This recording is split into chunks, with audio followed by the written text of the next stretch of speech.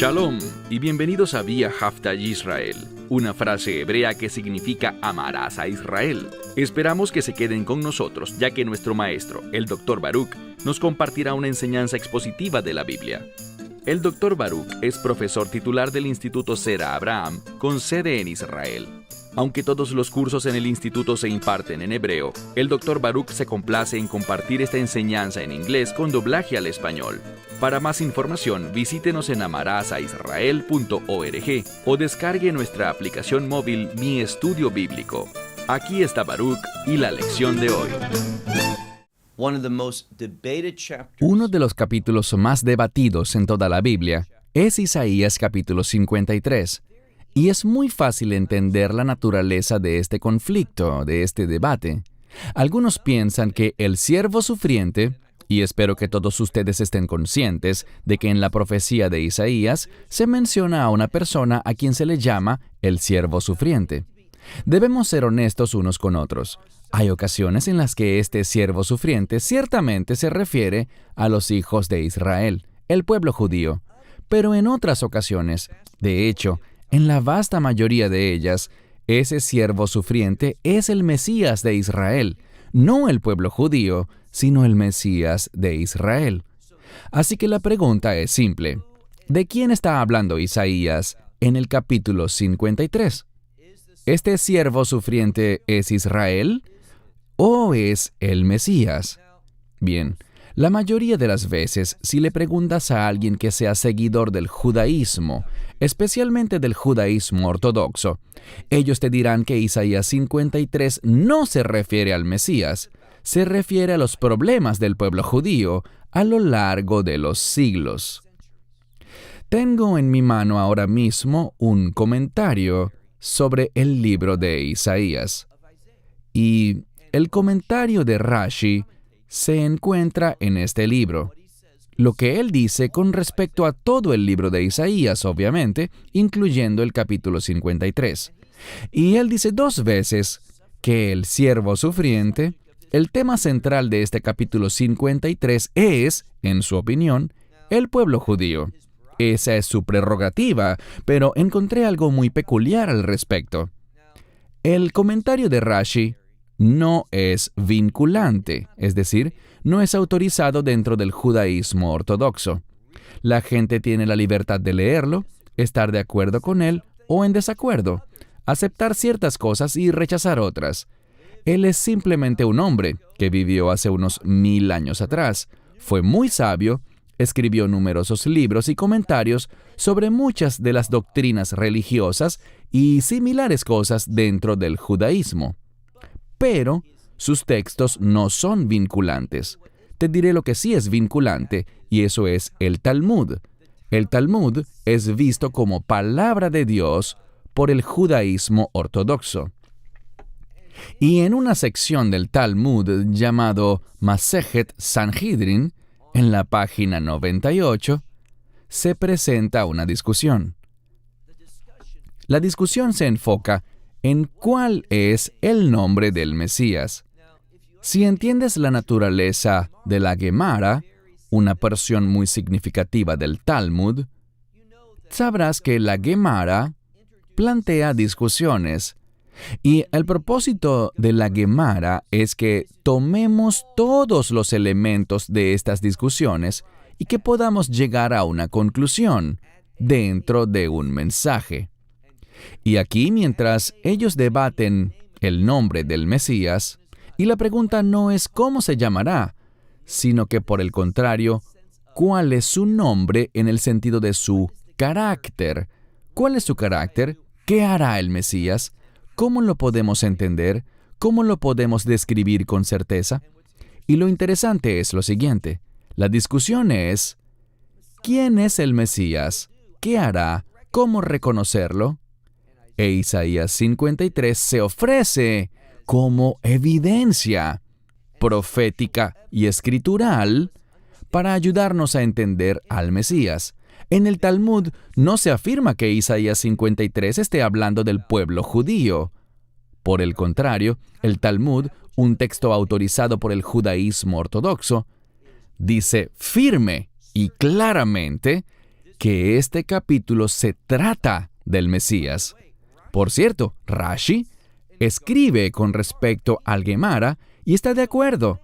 Así que cuando él se dirige a una comunidad cerrada, cuando él se refiere al Talmud, a este libro autorizado, él dice, sí, el Talmud tiene razón. El tema de Isaías 53 es el Mesías, pero cuando habla en público a un grupo heterogéneo, cuando él debate con aquellos que creen que el Mesías es Yeshua HaMashiach, Jesucristo, entonces él declara, no, Isaías 53 habla del pueblo judío. Lo que resulta interesante para mí es lo siguiente. No lo que crea Rashi o lo que escriba por un lado y luego escriba por otro. No es lo que diga el Talmud, sino en cambio, lo que dice la Escritura. Y nuestro propósito con este estudio es hacer eso mismo. Simplemente que leamos este capítulo 53, del cual estudiaremos la primera mitad hoy, y que veamos lo que dice la palabra de Dios con respecto a este siervo sufriente. Y como dije, cada uno tendrá que sacar sus propias conclusiones. Bien, iniciemos. Tomen sus Biblias y vayan conmigo a este lugar. Libro de Isaías, capítulo 53. Inicia del siguiente modo. Lo traduciré como siempre busco hacer, de la manera más literal posible. Leemos. ¿Quién ha creído a nuestro mensaje? La palabra para mensaje viene y se deriva de un término para oír. Así que, ¿quién ha creído este mensaje que fue declarado, que hemos oído? ¿Y de qué habla este mensaje? Lo veremos. Sigue. Y el brazo del Señor. Este término en hebreo es zeroa. Lo hemos visto antes. Es un término que habla sobre una semilla, un vástago, un descendiente, una extensión de alguien. Vemos aquí que en este sentido, estamos hablando de un descendiente. No un brazo en ese sentido, sino que esta palabra, cuando se aplica a un brazo, a esta parte superior, implica un aspecto de sacrificio en sí misma. También sabemos que esta palabra se relaciona, como he dicho en otros estudios, también se relaciona con la Pascua y con ese Cordero de la Pascua. Así que una palabra muy importante y significativa en la profecía de Isaías. Así que el brazo, y lo traduciré como hace la mayoría, el brazo del Señor, esto significa, este que es una extensión, este que es un descendiente de Dios mismo. El Señor dice, ¿a quién ha sido Él revelado? Así que aquí estamos hablando sobre creer en uno que ha sido revelado. Este Zeroa Hashem, esta semilla, este vástago, este brazo sacrificial del Señor. Verso 2. Dice, y Él ha ascendido. Este término explica su manifestación, que Él ha sido visto, que ha habido un mensaje que ha salido de Él, según el cual Él ha sido manifestado, y luego vemos el término para definir una tierna planta bebé, un joven renuevo que ha brotado del suelo, y dice, Él ha ascendido como un renuevo tierno ante Él, es decir, ante el Señor, bajo el auspicio del Señor, como una raíz, en una tierra seca. Lo explico. El problema, esta palabra para planta significa una que toma sus nutrientes. Es saludable, pero el problema es el siguiente. Esta planta saludable está en medio de una tierra seca y árida. No es un buen lugar, no es suelo fértil. Y lo que el profeta nos dice simplemente es que este personaje, que es el tema central, este siervo sufriente, está en este mundo, pero el mundo no es adecuado, no responde, no es receptivo ante su presencia. Y por esta razón veremos que Él sufrirá. Seguimos leyendo con respecto a esta persona y dice, Lo, tou ar lo, que significa que Él no tiene una descripción, es decir, no hay nada en su apariencia. Al mirar su semblante, no hay nada que sea describible en el sentido de que tú pudieras recalcarlo, algo que recordarías, algo que cause impresión en ti. Luego dice, Veilo Hadar, Veinir Eihu, que no es glorioso en su apariencia, no es hermoso en su semblante, algo en lo que te fijaras, que al mirarlo reconocieras algo especial. Esto quiere decir que a pesar de que Él es alguien especial, sabemos de quién habla, el siervo sufriente. Hay gran importancia en este sujeto, pero no basado en cómo luce. Su apariencia no es algo notable, algo que produjese un impacto. Su simple apariencia no llamará la atención de nuestras miradas. De hecho, dice, Veilo Mar'ei Veinech Meidahu, que se traduce, no en un aspecto que nosotros desearíamos. Él no sería deseable por nosotros o por ninguna otra persona. Así que, de este punto de vista exterior, es de lo que el profeta está hablando. Y no hay nada único, nada hermoso, nada especial, nada tan deseable, simplemente en su apariencia natural. Nada por lo que la gente pueda reconocer lo singular que es y la misión tan importante que viene a cumplir.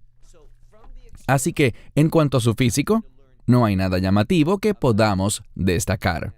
Pasemos ahora al verso 3. El verso 3 dice que Él fue despreciado. Una palabra muy fuerte. Otra manera de interpretarla es que Él fue desechado por los demás. Así que fue despreciado, fue desechado por la gente. No había nada, como ya dijimos, que fuera deseable desde la perspectiva del mundo. En cuanto a Él, de hecho, la siguiente frase, Va'ahadau Ishim, significa que Él fue rechazado. Él fue una persona para nada notable. De hecho, todo lo contrario. Era alguien que al mirarlo, la gente lo rechazaba. El texto está hablando de cómo sus caminos no son los caminos del mundo, que Él no encaja.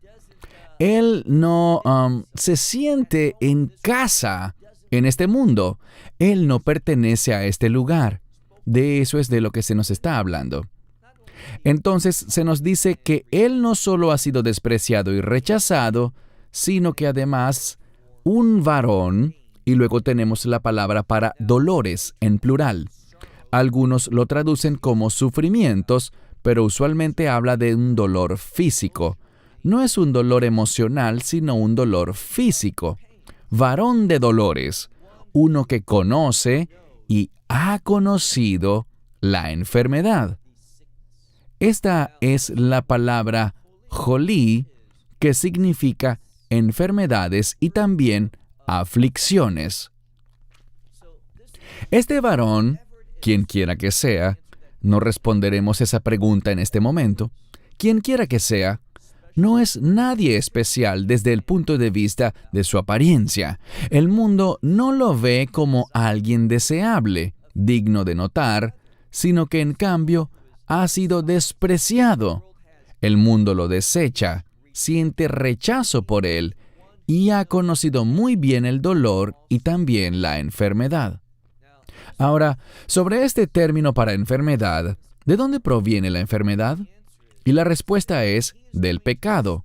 Él experimentará la consecuencia del pecado. Y sabemos algo.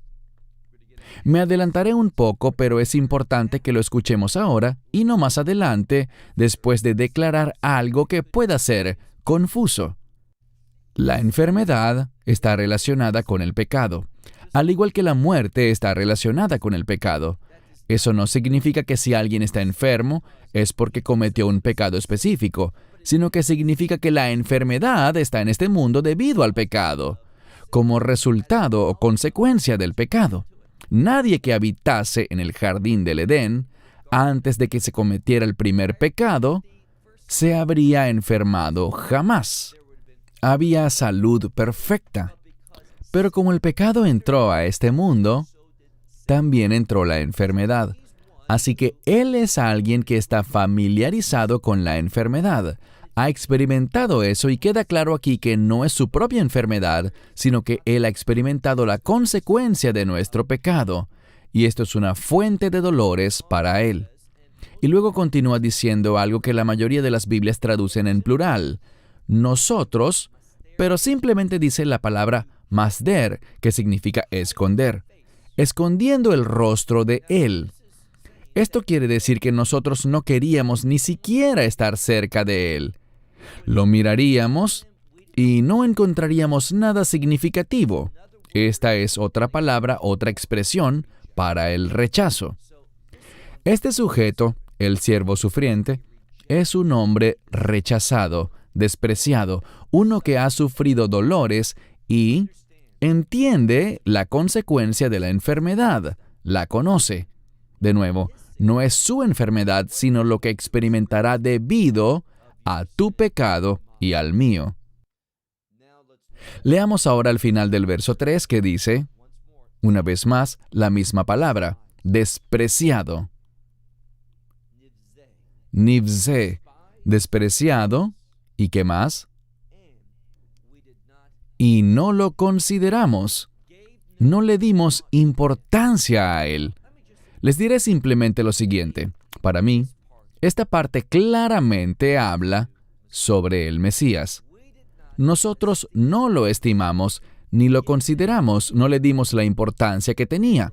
El mundo no actuó así cuando él vino. De hecho, todo lo que el mundo quiso hacer fue matarlo. Bien, esta es una declaración muy importante y significativa, y noten cómo se conecta con el próximo verso, el verso 4. Ciertamente nuestras enfermedades, ahora estamos hablando más claro. Anteriormente dijo en el verso 3, vidu hay, experimentado en enfermedades. Él comprendía las consecuencias del pecado. No de su pecado, porque él nunca pecó. Por esto, ahora con mayor claridad en el verso 4 dice, ajen, ciertamente, de hecho, nuestros pecados él llevó. Ahora, literalmente dice, nuestras enfermedades él llevó. Pero el pecado y la enfermedad en la Escritura están conectados entre sí. Mira de nuevo el verso 4. Ciertamente nuestra enfermedad él llevó, y una vez más, nuestro sufrimiento él sufrió. Nuestros dolores él sufrió. Bien, es interesante porque este es un profeta, hablándole a quién principalmente, a los hijos de Israel. Y con frecuencia él dice, nosotros, nuestras. ¿De quién está hablando? De sí mismo y de su pueblo, Israel. Así que tenemos que preguntarnos lo siguiente, ¿cómo podemos interpretar esto? ¿De qué manera? Ciertamente nuestras enfermedades él ha llevado, es decir, que las enfermedades de Israel, Israel las ha llevado, no tiene sentido. Igualmente cuando dice, y nuestros dolores, él ha sufrido, y nosotros, aquí está el problema. ¿Quién es nosotros aquí? Si él habla con Israel, si es un profeta de Israel, y nosotros lo consideramos a él, y mira la siguiente palabra, la palabra Nagua. En esa sección que hace minutos mencioné del Talmud, llamada Masejet Sanhedrin, en la página 98, les dije que se presenta una discusión en cuanto al nombre del Mesías. Y este verso es citado en la Gemara para esta discusión. Vemos la frase nuestras enfermedades. Y lo interesante es que cuando ellos dicen más adelante que él es afligido o golpeado, utilizan esta palabra que mencioné hace un instante, Nagua. Aquí en el texto bíblico, donde dice esto, Nagua, ellos dicen que se refiere a la lepra. Y hay una historia sobre el Mesías. Ahora, aclaro que se trata de una historia tradicional del judaísmo y no de una historia bíblica. Ellos dicen que el Mesías, él se asocia con los rechazados y marginados, con aquellos que han sido expulsados de la sociedad, con los que no son recibidos, lo cual es verdad. Y dicen que Él descenderá a los lugares donde los leprosos se refugiaban, los que tenían esa enfermedad de lepra. Pero Él era alguien único porque, de acuerdo con la historia, y es una historia inventada, pero tiene un mensaje, y es el siguiente. El mensaje es que Él sería diferente a todos los demás leprosos porque Él acudiría a ese lugar. ¿Y qué hacían normalmente los demás? Los leprosos se quitaban todas sus vendas, se las removían todas, se bañaban y se colocaban vendas nuevas. Pero hubo un leproso que hizo algo diferente, y fue que él se quitó una pequeña venda, se lavó allí y se puso una venda nueva. Luego se quitó otra vieja venda, lavando solo esa pequeña parte de su cuerpo y se la envolvió de nuevo. Es decir, que nunca se expuso por completo, porque si lo hacía, todos notarían que él no estaba enfermo de lepra. Él simplemente estaba allí para acompañar a los demás, para sufrir con ellos. Este es el mensaje. Ellos cuentan esta historia para comunicar que el Mesías fue golpeado, pero no debido a su propia enfermedad ni a sus propios problemas. Él no tenía lepra, solo buscaba generar empatía con los demás y animarles, estar con ellos, asistirles. ¿No es interesante que ellos entendieran que ese sería el papel del Mesías? Que él no tenía enfermedad, él no era un leproso, pero él consoló a quienes sí lo eran. Y lo dicen con respecto a este verso, porque nosotros lo consideramos como un leproso, golpeado con lepra, uno que fue aplastado por Dios y afligido. Así es como ellos lo consideraban.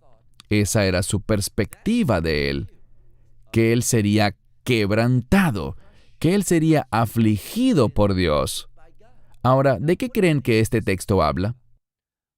Esto habla de dos cosas. Una de ellas es cuando Él sufrió sobre la cruz. Y el mensaje que nos deja esta historia es que Él no sufrió en la cruz por su propia culpa, sino que Él fue golpeado en la cruz, fue afligido, pero era inocente de pecado. Él no estaba haciendo eso por su bien, sino que lo hacía por ti y por mí. Por eso se le conoce como el siervo sufriente. Él es inocente, él no estaba enfermo, él no pecó, pero fue golpeado y sufrió por el bien de los demás. Ahora leamos el verso 5. Hablando más sobre él, dice, él, y la mayoría de las Biblias dirá herido o traspasado. Pero ¿saben cuál es el origen literal de la palabra? La raíz es de la cual obtenemos el término profano, es decir, que este que es inocente de pecado se hizo pecado por nosotros. ¿Qué quiero decir? Dios colocó sobre él, y es lo que dice la Biblia, los pecados de todo el mundo. Él sufrió ese castigo. Es lo que significa que él fue herido, traspasado o que fue profanado. Él se volvió pecado por nosotros, este que nunca pecó, este que era inocente. Así que dice, mira de nuevo el verso 5. Él fue herido, ¿por qué? Por nuestras transgresiones. Ahora, si el sujeto del cual se habla fuese Israel, ¿cómo pudo Israel haber sido herido por los propios pecados de Israel? No tiene sentido, no tiene conexión con el contexto y el relato de Isaías 53. Esto por naturaleza exige que cuando dice que Él, por nosotros, por nuestras transgresiones, tiene que estar hablando de alguien más. ¿De quién? No es Israel, sino el Mesías. Así que leemos. Él fue herido, traspasado, profanado por causa de nuestras transgresiones. Él fue molido, quebrantado, y nuestras aflicciones, fue molido por causa de nuestras aflicciones debido a nuestra conducta. Y luego dice, el castigo de nuestra paz fue sobre él. Otra declaración muy importante que demuestra que no podemos estar hablando del mismo Israel porque el castigo de nuestra paz recayó sobre él. No dice que el castigo de nuestra paz recayó sobre nosotros mismos. No se ve por ninguna parte el que este pasaje esté hablando sobre Israel. El texto nos habla del Mesías y de lo que el Mesías hizo por Israel y por toda la humanidad. Ese es el mensaje. Y continuando, leemos al final del verso 5 que dice, y muchas Biblias dicen, por sus heridas o llagas, pero si vemos esta palabra conforme a lo que significa en Israel hoy, en hebreo moderno, se asocia normalmente con moretones. Este es el mensaje. Sabemos que Él fue azotado. Sabemos que Él fue golpeado, y estas heridas se convirtieron en moretones, y lucían como latigazos sobre su cuerpo. Dice aquí entonces que el sufrimiento que Él soportó en la crucifixión y en los eventos que rodearon la cruz, dice que por esos moretones, por esas heridas, nosotros somos sanos, hemos sido sanados por todo eso. Así que insisto, es Él quien sufrió por nosotros.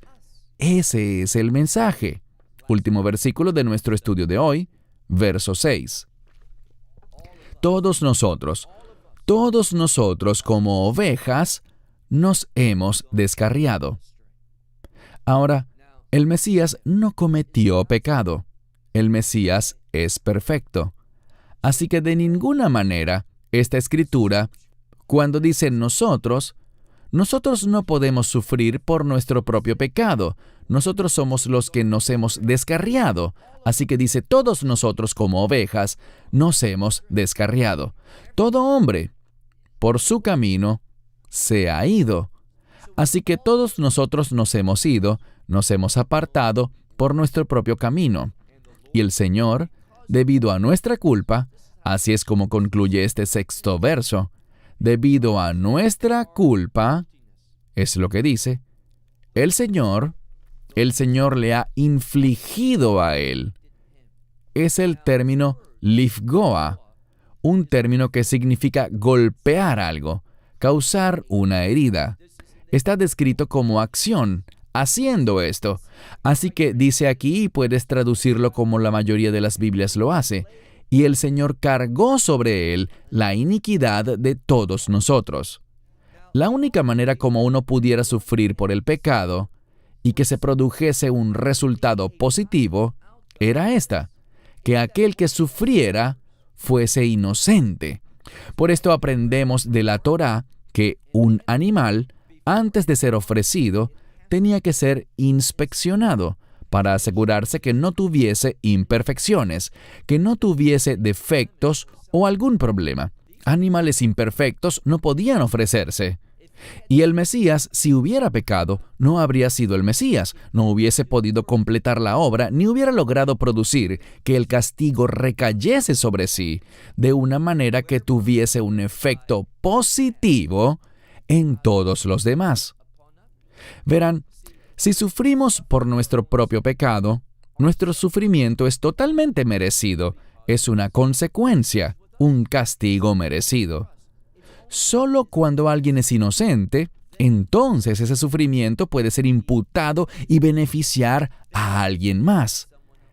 Esto es lo que nos dice la Escritura. Así que cuando miramos esta primera mitad del capítulo, y este mensaje se hará más claro aún en la segunda mitad, concluimos que es absolutamente imposible, no tiene ni siquiera sentido, suscribir que este capítulo indica que el siervo sufriente aquí sea Israel. No, tenemos un siervo sufriente diferente que no es Israel. Es el Mesías, quien sufrió por el bien de Israel y, como dijimos, por toda persona judía y gentil por igual, que reciba su obra, entendiendo lo que Él hizo por nosotros. Y cerraré con lo siguiente. Cuando miramos esta sección, vemos claramente que esta persona ha sufrido por el bien de otros, no por su propio pecado, sino por el pecado de otros. Queda claro que esta profecía es mesiánica, y también queda claro, por lo que hemos visto hoy, que esto describe al Mesías y lo que atravesó especialmente sobre la cruz, cuando Dios cargó los pecados del mundo sobre Él con el fin de que Él recibiera el castigo y nosotros recibiésemos paz con Dios. Cerramos con esto hasta la próxima semana, cuando estudiaremos la segunda mitad de Isaías 53, y hasta entonces que Dios les bendiga. Shalom desde Israel. Shalom from Israel. Esperamos que te hayas edificado con el mensaje de hoy y lo compartas con otros. Te invitamos a seguir nuestros estudios cada semana por este canal y por el portal de YouTube de Amarás a Israel. También puedes descargar nuestra aplicación móvil gratuita, Mi Estudio Bíblico. Finalmente, para obtener más información sobre nosotros, visita nuestra web amarasaisrael.org, donde encontrarás otras conferencias de Baruch en audio, video y texto. Hasta el próximo programa. Que el Señor te bendiga en Yeshua HaMashiach, Jesús el Mesías, mientras caminas con Él. Shalom desde Israel.